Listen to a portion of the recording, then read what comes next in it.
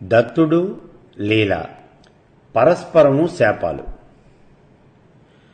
ఇప్పుడు ఈ భార్యాభర్తలైనటువంటి దత్తుడు లీల వీళ్ళిద్దరూ కూడా గృహస్థాశ్రమ ధర్మాలన్నీ కూడా నిర్వర్తిస్తున్నారు అని చెప్పుకున్నాం మనం. కాలం గడిచిపోతోంది. కొంతకాలం అయిన తర్వాత ఈ దత్తుడికి మోక్షం పొందాలి అనే కోరిక కలిగింది. మోక్షం పొందాలి అంటే ముందు జ్ఞాన సముపార్జన కావాలి. కాబట్టి ఆయన ఏమనుకుంటున్నాడు అంటే, అసలు ఈ మానవ జీవితము అనేది జ్ఞానము మోక్షము ఈ రెండింటినీ సంపాదించడం కోసమే ఉంది. మానవ జీవితం యొక్క పరమార్థం ఏమిటి? అసలు మనకి చతుర్విధమైనటువంటి పురుషార్థాలు అని చెప్తూ ఉన్నాం. ధర్మము, అర్థము, కామము, మోక్షము.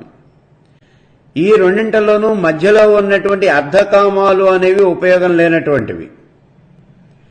కేవలము ధర్మము, మోక్షమే కావాలి. ఈ రెండింటిలోనూ కూడా మనకు కావాల్సింది ఏమిటి అంటే మోక్షమే. కాబట్టి ధర్మాన్ని ఆచరిస్తూ మోక్షం పొందాలి, ఇది కావలసినటువంటిది. అందుకే దత్తుడు ఈ మోక్షాన్ని గురించి ఆలోచిస్తూ ఉన్నాడు. ఈ గృహస్థాశ్రమాన్ని వదిలిపెట్టేసేయాలి నేను ఇంకా. ఎందుకనంటే గృహస్థాశ్రమంలో ఉన్నంత వరకు బంధమోక్షాలు అనేవి ఉంటాయి మనకి. కాబట్టి సన్యాసాశ్రమం స్వీకరించడం చాలా ఉత్తమము, ఇలా నిశ్చయం చేసుకున్నాడు. మరి సన్యాసాశ్రమం స్వీకరించాలి అంటే ఎవరికి వాళ్ళు వెళ్ళిపోయి సన్యాసం తీసుకోవడం అనేది కుదరదు. ఒక గృహస్థు సన్యాసం తీసుకోవాలి అని కనుక అనుకున్నట్లయితే ముందుగా తన యొక్క భార్య అనుమతి తీసుకుని ఆ తర్వాత సన్యాసం తీసుకోవాలి. అంతేగాని పెళ్ళాం మీద కోపం వచ్చి సన్యాసం తీసుకున్నాను అంటే కుదరదు, అలా పనికిరాదు. అసలు సన్యాసం తీసుకున్న తర్వాత మొట్టమొదటిసారిగా భిక్ష అనేది ఆ భార్యే వెయ్యాలి. భార్య దగ్గరికి వచ్చి మాతా భిక్షాం దేహి అని అడగాలి. మరి ఇలా అడగాలి అంటే భార్య ఒప్పుకోవాలి. అందుకని ఇప్పుడు ఈ దత్తుడు భార్య దగ్గరికి వచ్చాడు. వచ్చి నేను సన్యాసాశ్రమం స్వీకరించాలి అని అనుకుంటూ ఉన్నాను. నాకు ధర్మము, మోక్షము ఈ రెండింటి మీద అభిరుచి అనేది చాలా ఎక్కువగా ఉంది. కాబట్టి నేను సన్యాసం తీసుకుంటాను అన్నాడు. ఆ మాటలు విన్నది ఆయన భార్య అయినటువంటి లీల. ఆవిడ వెంటనే చెప్పింది, నీకేమో ఇక్కడ ఏ రకమైనటువంటి కోరిక లేదు అని చెప్తూ ఉన్నావు, నువ్వు సన్యాసం తీసుకుంటాను అని అంటూ ఉన్నావు. ఈ గృహస్థాశ్రమం మీద నీకు కోరిక అనేది లేదు అని చెబుతూ ఉన్నావు. కానీ నాకు అలా కాదు, నాకు ఈ అర్థము, కామము ఈ రెండింటి మీద కోరిక అనేది ఉంది. వీటిని అనుభవించాలి అనేటటువంటి కోరిక ఇంకా నాకుంది. కాబట్టి ఎలాగా అని అడిగింది. అంటే ఆయన అంటాడు, ఈ అర్ధకామాలు అనేటటువంటివి మనకి బంధాలని సృష్టిస్తాయి. పునర్జన్మ అనేది వస్తుంది. పునర్జన్మ ఉండాలి అంటే అర్ధకామాలు ఉండాలంతే. కాబట్టి ఈ కామము అనేటటువంటి దాన్ని పూర్తిగా పరిచయిస్తేనే మనకి జన్మరాహిత్యం అనేది కలుగుతుంది. అందుకని నేను ఈ సంసారాన్ని వదిలిపెట్టేసి పునర్జన్మరహితమైనటువంటి జన్మరాహిత్యం అది కావాలి నాకు. అందుకని నేను సన్యాసం తీసుకుంటాను, మోక్షానికి సాధన చేస్తాను అన్నాడు. ఆయన ఇంకా చెప్తూ ఉన్నాడు, తన భార్య వైపు చూసి, ఓ భార్యామణి, జన్మానం నరజన్మ దుర్లభం. మనం ఇన్ని రకాలైనటువంటి జన్మలు 84 లక్షల రకాలైనటువంటి జన్మలు ఉన్నాయి అని చెప్పుకుంటూ ఉన్నాం. వీటన్నింటిలోనూ మానవ జన్మ అనేది ఉత్తమోత్తమైనటువంటిది. ఇది దుర్లభం. ఎన్నో జన్మలలో మనం పుణ్యఫలం చేసుకుంటే తప్పించి ఆ పుణ్యఫలం కారణంగానే ఈ మానవ జన్మ అనేది వస్తుంది. సరే, ఈ మానవ జన్మ ఆయుష్ ఎంత అంటే 100 సంవత్సరాలు. ఈ 100 సంవత్సరాల్లోనూ కూడా విచిత్రం ఏమిటి అంటే సగభాగం కేవలం రాత్రి, దీంతో నిద్రపోతూనే మానవుడు గడిపేస్తాడు. అందుకే జీవితంలో సగభాగము అనేది నిద్రకే సరిపోతుంది. ఇక మిగిలినటువంటి 50 సంవత్సరాలు. ఈ 50 సంవత్సరాల్లోనూ కూడా మళ్లీ మనకి బాల్యం, ఆ తర్వాత బ్రహ్మచర్యం, అంటే పసితనం, ఆటలాడుకోవటం, ఏమీ తెలియనటువంటి స్థితి, ఆ తర్వాత విద్యాభ్యాసం. దీంతో కనీసం 20 సంవత్సరాలు గడిచిపోయినాయి. మిగిలినటువంటి 50లోనూ 20 పోతే ఇంకా మిగిలినవి 30 సంవత్సరాలు. విద్యాభ్యాసం పూర్తయిపోగానే వివాహం చేస్తున్నారు. ఇప్పుడు సంసారము అనేటటువంటి ఈ బాధ్యత అనేది విడిపడుతోంది. సంసారాన్ని పోషించాలి అని అంటే మరి ఏదో ఒక రకంగా అర్ధకామాలు అనేవి రెండు ఉన్నాయి. ఇప్పుడు ధనార్జనాన్ని చేయాలి, కోరికలు తెచ్చుకోవాలి. దీంతోనే ఈ జీవితంతో వెళ్ళిపోతోంది. ఇంకా భగవంతుని గురించి ఆలోచించేటందుకు మనకి సమయం ఎక్కడుంది? 50 సంవత్సరాలు నిద్రపోతూ ఉన్నాం, 20 సంవత్సరాలు చిన్నతనంలో గడిచిపోయింది, 30 సంవత్సరాలు సంసార జీవితంలో గడిచిపోయింది, అంటే మొత్తం 100 సంవత్సరాలు అయిపోయింది. ఇక్కడే వచ్చిన ఇది చూడండి. గతంలో ఒక ఆవిడని అడిగారు, ఏమ్మా నువ్వు ఎప్పుడైనా భగవంతుని గురించి ప్రార్థన అనేది చేస్తూ ఉన్నావా, అసలు భగవన్నామ సంకీర్తనం చేస్తావా, ఇటువంటివి ఏమన్నా చేస్తావా అని అడిగారు. అంటే ఆవిడ వెంటనే చెప్పింది, ఆలి వాళ్ళకి 60 ఏళ్ళు, మొగుడు వాళ్ళకి 30 ఏళ్ళు, బాలప్రాయం 12 ఏళ్ళు, ఇంకా నాకు తీరుబడి ఎక్కడుంది ఏంది అంటే చిన్నతనం అంతా 12 సంవత్సరాలు. ఈ 12 సంవత్సరాల్లోనూ చిన్నతనం ఏమీ తెలీదు, ఆటలాడుకుంటూ గడిపేసింది. 12 సంవత్సరాలు నిండినాయి, పిల్ల పెద్దదైంది, వివాహం చేశారు, భర్తతో కాపురానికి వెళ్ళిపోయింది. 60 సంవత్సరాల పాటు ఈ సాంసారికమైనటువంటి జీవితం గడిపింది. ఇప్పుడు 72 ఏళ్ళు వచ్చేసినాయి. ఇక తర్వాత బాధ్యతలు అనేవి మీద పడ్డాయి. భర్త పెద్దవాడైపోయాడు, ఆయనకి సేవలు చేయాలి, మరి పిల్లలు, వీళ్ళ బాధ్యతలు చూడాలి. దీనికి 30 సంవత్సరాలు గడిచిపోయినాయి, మొత్తం 102 సంవత్సరాలు అయినాయి. అసలు ఉన్న ఆయుష్ 100, ఇంకా 2 సంవత్సరాలు తక్కువైంది ఇక్కడ. అందుకే ఉంటుంది ఇంకా భగవన్నామం చేయడానికి నాకు తిరుబడి ఎక్కడుంది అని. అదే మాట ఇప్పుడు ఈ దత్తుడు చెప్తూ ఉన్నాడు. ఉన్నటువంటి 100 సంవత్సరాల కాలము కూడా ఇలా గడిచిపోతోంది, నిరుపయోగంగా ఉండిపోతోంది. ఇక్కడ ఈ 30 సంవత్సరాల్లోనూ సాంసారిక జీవితం అని చెబుతున్నాను చూడు. ఇందులో కామ, క్రోధ, లోభ, మోహ, మత, మాత్సర్యాలు, అరిషడ్ వర్గాలు ఇవన్నీ కూడా వచ్చేస్తూ ఉన్నాయి. మానవుడేమో అనేక రకాలైనటువంటి కర్మలు చేస్తూ ఉన్నాడు, కర్మబద్ధుడైపోతూ ఉన్నాడు, సంసారము అనేటటువంటి ఈ తాళ్లతో కట్టివేయబడుతూ ఉన్నాడు.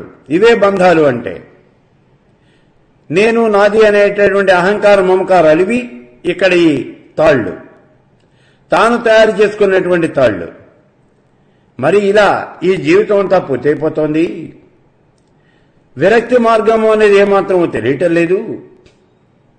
నివృత్తి మార్గంలో అసలు ఎప్పుడూ కూడా ఆలోచన అనేది సాగటం లేదు. ఇటువంటి పరిస్థితిలో మానవుడు మరణించాడు. మరణించిన మానవుడు ఏం చేస్తాడు? కర్మఫలాన్ని అనుభవిస్తాడు. ఆ కర్మశేషాన్ని అనుభవించడానికి మళ్లీ జన్మిస్తాడు. గతంలో చెప్పుకున్నాం, పునరపి జన్మం, పునరపి మరణం. పుడుతూ ఉంటాడు, చస్తూ ఉంటాడు. ఇలా గానుగ కట్టినటువంటి ఎద్దులాగా సంసారము అనేటటువంటి బండి చక్రంలో పడి గిరాగిరా తిరుగుతూ ఉంటాడు. ఇంతే. వాళ్ళు ఇలా ఇంకో మాట చెప్తూ ఉన్నాను విను. ఈ లోకంలో నువ్వు సుఖాల మీద ఇంకా వాంఛ తీరలేదు అని చెప్పావు. నువ్వు సాంసారికమైనటువంటి సుఖాల మీద నాకు కోరిక పోలేదు అన్నావు. ఈ సుఖాలు ఏవి కూడా శాశ్వతమైనటువంటివి కాదు. అసలు నువ్వు సుఖము అని అనుకుంటూ ఉన్నావే, ఇవన్నీ కూడా దుఃఖహేతువులు. అసలు నీకు ఇంకో మాట చెప్తాను చూడు. ఈ దేహము అనేది ఉన్నదే, ఇదే అశాశ్వతమైనటువంటిది. ఇది క్షణభంగురం.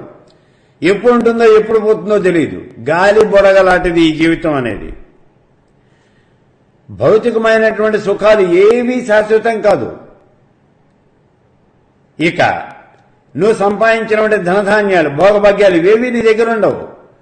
అర్ధాగృహే నివర్తంతే శ్మశానే మిత్ర బాంధవాహ. సుకృతం దుష్కృతం చేయవా గచ్చంతమను గచ్చతి. నువ్వు సంపాదించినటువంటి ధనం గాని, ధాన్యం గాని సిరి సంపదలు కానీ ఎక్కడికి పోవు, అన్నీ అక్కడే ఉంటాయి. ఎక్కడ నువ్వు ఎక్కడైతే వాటిని దాచిపెట్టావో అక్కడే ఉంటాయి. నువ్వు సంపాదించిన డబ్బంతా ఎనపెట్లో జాగ్రత్తగా ఉంటుంది, ఎక్కడికి పోదు. నీ పొలాలు పుట్ర అన్నీ ఇక్కడే ఉంటాయి, గొడ్డు గోదా అన్నీ ఇక్కడే ఉంటాయి. నీ బంధువులు మిత్రులు వాళ్ళు నువ్వు పోయిన తర్వాత కాసేపు ఏడుస్తారు. నీ మీద ఇంకా ప్రేమగా అభిమానము గనక ఉన్నట్లయితే ఆ శ్మశానం దాకా వస్తారు, అంతే, అంతకన్నా ఇంకేం రాదు.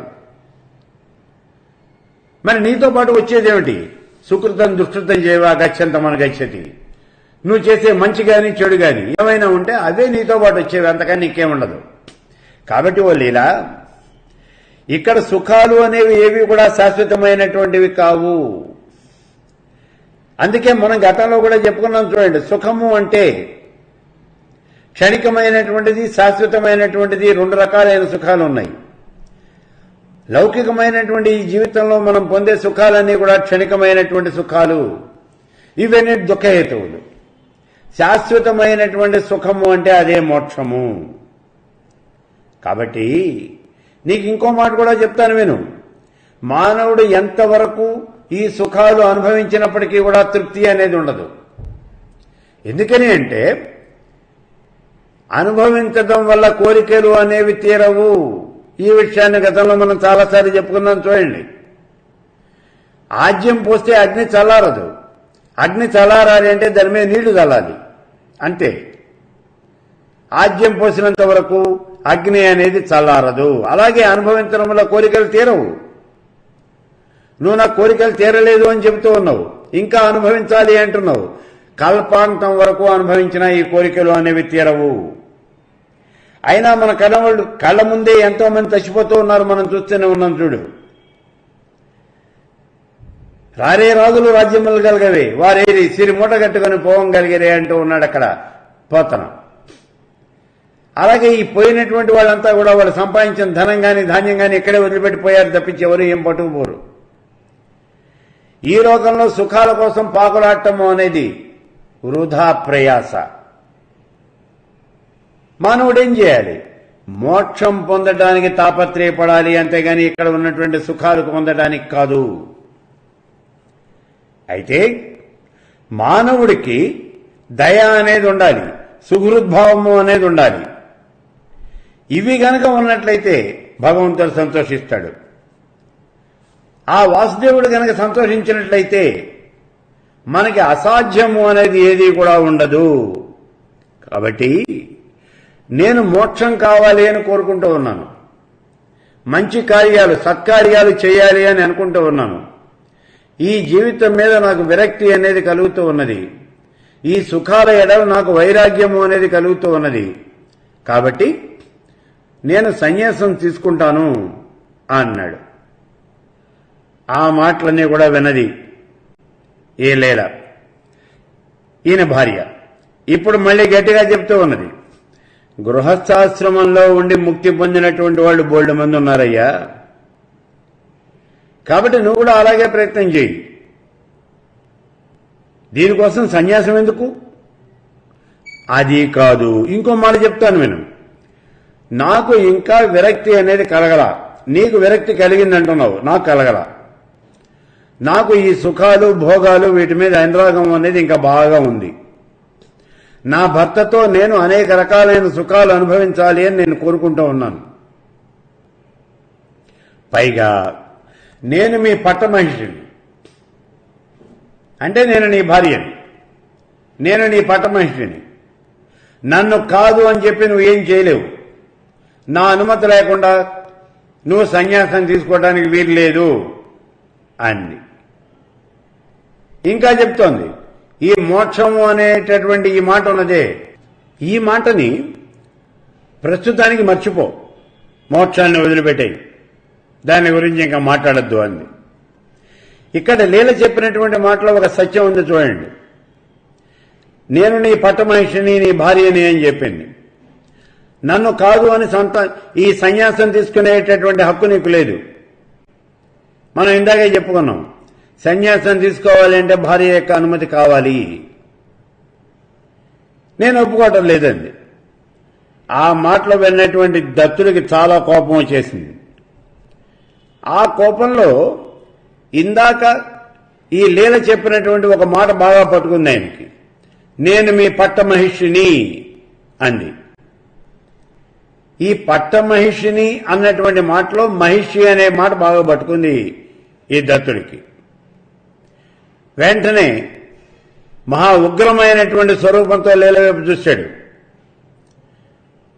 నువ్వు చెప్పావు కదా, అలాగే నువ్వు చెప్పినట్టే నువ్వు మహిషివై రాక్షస కులంలో జన్మించవలసింది అని శాపం పెట్టాడు. ఇక్కడ మహిషం అంటే దున్నపోతు,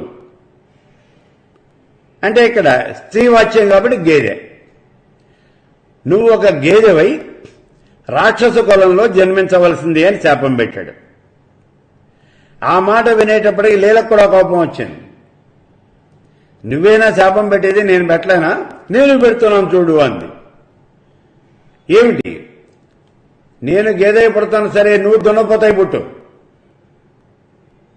శారీరకంగా నాతోనే అన్ని సుఖాలు మళ్ళీ నువ్వు అనుభవించి తీరాల్సిందే, కాబట్టి నువ్వు వెళ్ళి దున్నపోతాయి పుట్టు అంది.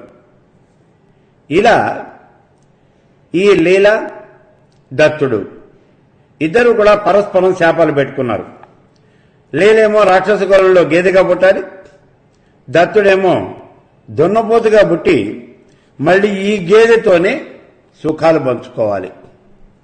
ఇక్కడ ఇవి వీళ్ళు పెట్టుకున్నటువంటి శాపాలు. ఇక్కడ ఏం జరిగింది అసలు ఒక్కసారి చూడండి. ఈ దత్తుడు లీల ఇద్దరూ కూడా గృహస్థ ధర్మాలని అనుసరించి వాళ్ళు జీవితాన్ని గడుపుతూ ఉన్నారు. గృహస్థ ధర్మాలని అనుసరించి గడుపుతూ ఉన్నారు. ఏ రకంగా అయితే గృహస్థాశ్రమంలో ధర్మాలు చెప్పారో అలాగే గడుపుతూ ఉన్నారు అని మనం గతంలో చెప్పుకున్నాం. మరి ఇప్పుడు ఈ గృహస్థాశ్రమంలో ధర్మాలు ఏమిటి? మరి అయినప్పటికీ వాళ్ళకి ఇలా కోపం ఎందుకు వచ్చింది అంటే, వీళ్ళు ఇప్పుడు ఇంద్రియాలని జయించారు, అష్టరాగాలు కూడా జయించేశారు, తమో గుణాన్ని జయించారు. అయితే ఇలా తమో గుణాన్ని కూడా జయించి అహంకారము అనే ఆవరణకి చేరారు. అహంకారానికి వెళ్ళారు, అక్కడ ఆవరణకి చేరారు.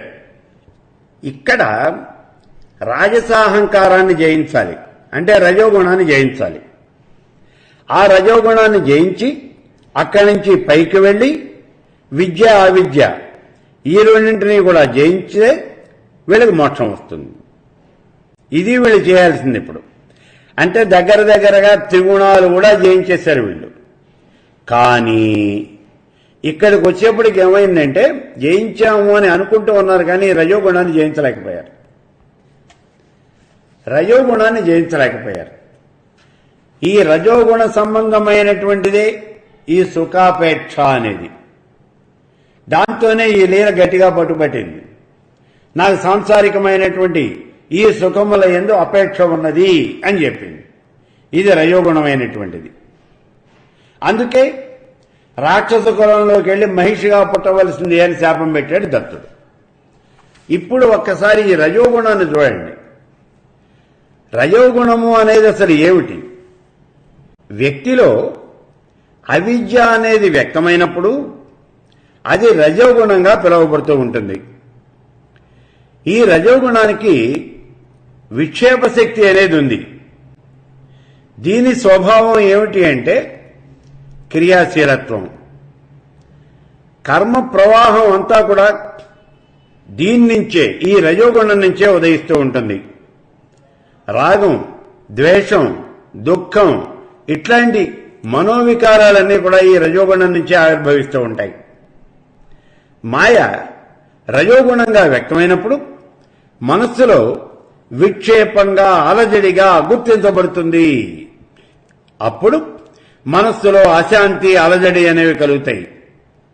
దీనివల్లనే మనం కర్మలన్నీ కూడా చేస్తూ ఉంటాం. అసలు కర్మలన్నీ కూడా పుడుతూ ఉంటాయి.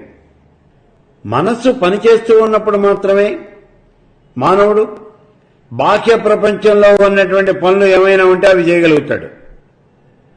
ఒకవేళ మనస్సు కనుక పనిచేయకపోతే బాహ్య ప్రపంచంలో ఏ పని కూడా చేయలేడు. అందుకే సుషుప్తిలో అతని మనస్సు పనిచేయదు. ఈ కారణం చేతనే అప్పుడు ఏ రకమైనటువంటి పని కూడా జరగదు. ఏదైనా ఒక వస్తువును చూసినప్పుడు మన యొక్క మనసులో అలజడి అనేది ప్రారంభమవుతుంది. తద్వారా కోరికలు, ఉద్రేకాలు ఇవన్నీ కూడా పుడతాయి. వాటిని తృప్తిపరచడం కోసమే మనం కర్మలు అనేవి చేస్తూ ఉంటాం. కోరికలు జయించాలి అంటే సామాన్యమైన పని కాదు, చాలా శక్తి కావాలి. ఇది చాలా కష్టమైనటువంటి పని. అందుకే మానవుడు కోరికలకు పూర్తిగా బానిసైపోతాడు. ఆ కోరికలు తీర్చుకోవడం కోసమే కర్మలు అనేవి చేస్తూ ఉంటాడు. కర్మలు, వస్తువులు ఇవి ఇష్టమైనవి, అయిష్టమైనటువంటివి అనే రెండు రకాలుగా ఉంటాయి. దానివల్ల మనం పని చేయటంలో మనసుకి ఇష్టము, అయిష్టము అనేవి కలుగుతూ ఉంటాయి. దీనివల్లనే మనసుకి కష్టం కానీ సుఖం కానీ కలుగుతూ ఉంటుంది. అంటే రజోగుణం ద్వారానే మనస్సులో ఉద్రేకాలు, అలజడి అనే కలుగుతూ ఉంటాయి. ఈ ఉద్రేకాల వల్లనే కోరికలు అనేవి పుడుతూ ఉంటాయి. ఆ కోరికలు తృప్తిపరచాలని కర్మలు చేస్తూ ఉంటాడు. ఈ కర్మల యొక్క ఫలితంగానే మానవుడికి సుఖము, దుఃఖము అనేవన్నీ కూడా వస్తూ ఉంటాయి. అయితే బాహ్యంగా జరిగేటటువంటి కర్మలన్నీ కూడా రజోగుణం వల్లనే సంభవం అవుతూ ఉన్నాయి. కామం, క్రోధం, లోభం, దంభం, అసూయ, అహంకారం, మదం, మత్సరం ఇవన్నీ కూడా రజోగుణం యొక్క లక్షణాలు. అశాంతితో నిండినటువంటి మనస్సులో ఇవి ఎక్కువగా పుట్టి అసంఖ్యాకంగా పెరిగిపోతాయి. అలా పెరిగిపోయి మానసికమైనటువంటి అలజడిని ఇంకా ఇంకా ఇంకా ఎక్కువగా పెంచేస్తాయి. ఇవి వ్యక్తిత్వాన్ని పూర్తిగా దెబ్బతీసి మానవుడికి భయంకరమైనటువంటి బంధాలుగా మారిపోతాయి. దీనికి అంతటికీ కారణం ఏమిటి అంటే రజోగుణం. కాబట్టి ఈ రజోగుణాన్ని మనం పూర్తిగా నాశనం చేయాలి. రజోగుణం గనక నాశనం కాకపోతే మానవుడు కర్మలు చేస్తాడు. ఈ కర్మల వల్ల పుణ్యము, పాపము వస్తాయి. ఈ పుణ్యపాపాలన్నీ అనుభవించిన తర్వాత కర్మశ్రేష్టం అనుభవించడానికి మళ్లీ జన్మెత్తుతాడు. కాబట్టి రజోగుణం కలిగినటువంటి వాడు పునర్జన్మ ఎత్తుతాడు. ఈ విషయం మనం గుర్తుపెట్టుకోవాలి.